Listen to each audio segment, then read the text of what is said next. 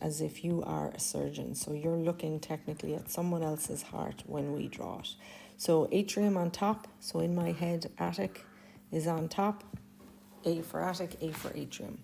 Once we're done with this, we need to put the muscular outside of the heart in. So on the right side, this is only going as far as the lungs, and on the left side, this is going around the body. So you need to draw the musculature that's outside the heart correspondingly. So the right side will have a really thin wall because it does not need to pump all the way around the body, whereas when we put the left side in, that is going to be much, much, much thicker. After that, we are going to put in our valves. So we just make a little adjustment here. So there are 4 sets of valves, and the job of a valve is to prevent backflow of blood, like so, and we have to be able to name them.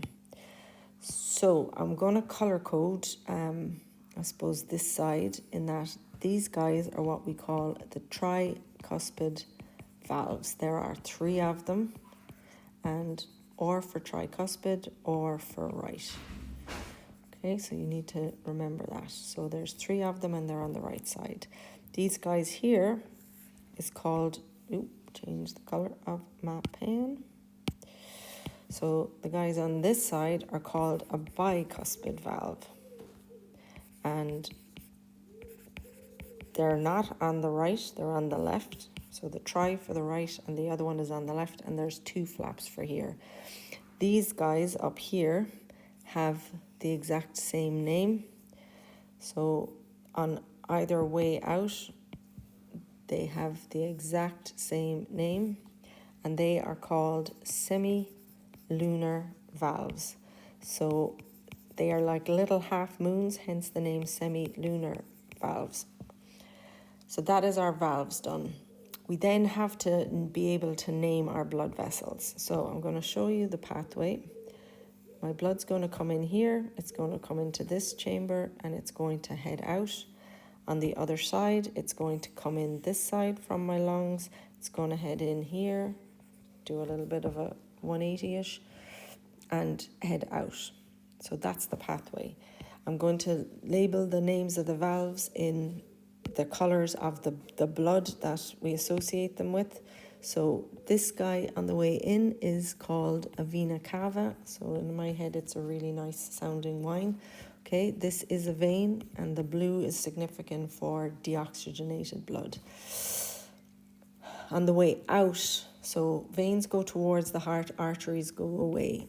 This is called a pulmonary artery. It is the only artery in our body that carries deoxygenated blood. Arteries always carry oxygenated blood. So this guy is trundling off to the lungs, getting loads of lovely oxygen, and then heading back to the heart. So this, on this side, we have what we call a pulmonary vein. And again, this is the only vein in our body that carries oxygenated blood. Normally they carry deoxygenated. So it's done its journey, it's come in, it's going back out to go around the body, and we call this the aorta. So this is the biggest artery we have in our bodies. You do not want to have this one get cut because you'll be dead within a minute. And they are our 4 blood vessels, and you have to know them all. So we have a couple of more little things that we need to put in, or you need to be aware that they're there. So we've done our blood vessels, we've done our valves, we've done our chambers, we've done right side being skinny mini, left side being chunky monkey in terms of muscle. So the middle of the heart here that separates left from right, it's called the septum. We have to understand where the heart's own blood supply. So how does the heart muscle itself get blood?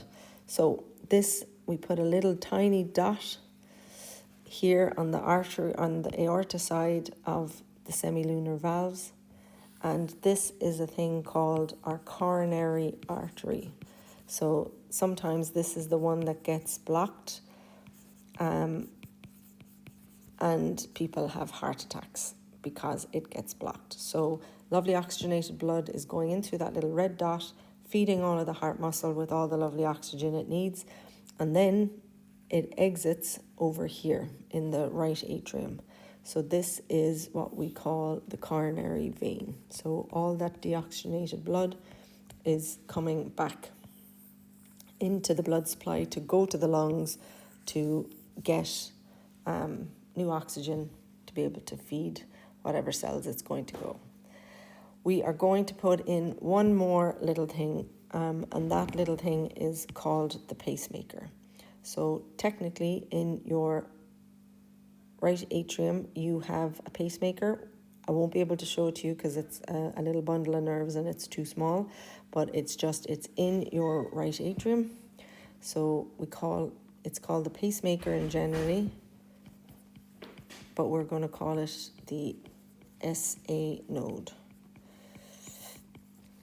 There is then other part of the pacemaker. It's called the AV node, and essentially that works along here.